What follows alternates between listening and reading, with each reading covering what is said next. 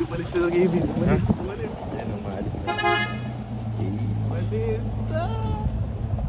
Gusto mo ng content? Ano? Total kakaalis lang. Oh, ano ba yan? Totoo ka mo ako. Gusto mo turuan kita Ano ba? mga expertise ko. Saan? Ha? Ay, tatakas ka lang sa sakyan dyan. Ay! Baka madali ako dyan. Hindi gago na ka. Safe ba yan? Ako bahala. Tayo na, nahuli na ba ako? Nahuli na ba ako? Kahit kailan? Sir Jim, nahuli na ba ako? Hindi pa. Oh. Mas nalabas ako dyan ha. Oh. Hindi pa ako nahuli. Ikaw, nahuli na ako? Hindi pa, wala ka pang record. Oh, yung pang sasakyan ko ginamit sa pang-prank eh. Sige. Ginamit yung sasakyan pang-prank. Bibigyan kita ng basbas ngayon. Ako ang ano. Oh. Muna. Gumanong ka. Gumanong ka. Boom! Naramdaman mo? Naramdaman mo? Naramdaman mo yung ano? Nanginig ka? Basta, bahala sa'yo. Sige. Wala, hindi ko sasabihin. Gusto mo, bigay ko pa sa'yo yung susi. Sige. Kasi hindi mo alam yun, pag-professional na kasi. Kukunin mo may susi. Oo. Alam mo ko natin yung susi? Oo, professional work to. Pero yun, hindi ko muna ituturo sa'yo, OJT ka pa lang eh. Okay. Sige. Kunin ko mamaya, bigay ko sa'yo. Sige. Sige, ako bahala sa'yo. I got you. Yo, nandito na tayo ngayon sa loob ng electric car. Tatakas lang natin. May pupuntahan lang ako. Wala lang. Tamang trip lang. Road trip lang tayo. Tara!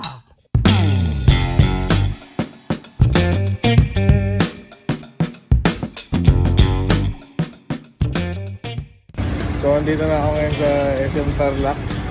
Sa free charging ko. So dito palakad-lakad lang tayo sa SM muna kasi magkakape tayo. Dito tayong Starbucks. Medyo inaantok na kasi tayo rito kasi baligtad yung umagat gabi namin sa Campinpin eh. Dito ako sa SM Tarlac. Starbucks lang. Kakape lang tayo. So ito na nga pala yung pinunta natin dito sa Tarlac. Magpapadagdag tayo ng butas sa kanang tenga. Kasi yung kaliwa ko meron na yan. Disclaimer nga pala, nasa tamang edad na ako. Kaya na sarili ko ng desisyon to. Kaya sa mga bata dyan, wag nyo muna akong gayahin. Kung gusto nyo talaga, magpaalam muna kayo sa mga magulang nyo. Tanong nyo muna sila. Anyways, dalawa nga pala yung pinabutas ko dyan sa kanang tenga. Ayan, makikita nyo, kinakabit na hikaw. Tapos na yung una. So, one down. Hindi naman siya masyadong masakit. Parang kagat lang ng langgam. Kasi sa earlobe lang naman to eh. Pati yung pangalawang butas sa earlobe lang din. Makikita nyo, hindi naman ako nasasaktan dito. Pero depende pa rin talaga yan sa intolerance mo. Kaya kung may bala ka magpabutas, good luck na lang sa'yo. So sa mga nagtataka dyan kung bakit ako nagpapabutas ng tenga, iba kasi ang sinasabi, pambabae lang yung butas, nagpapabutas, ganun.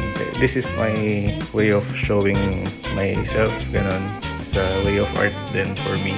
Ayun, and gusto ko lang talaga. Masaya naman ako sa ginagawa ko eh. Kaya, ayun, syempre doon tayo sa kung saan tayo magiging masaya.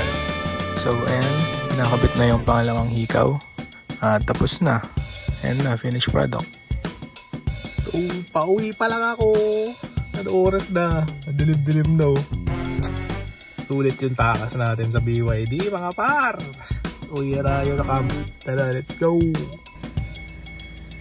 Charge lang natin. Yun lang, hindi na tayo magagas. Yay!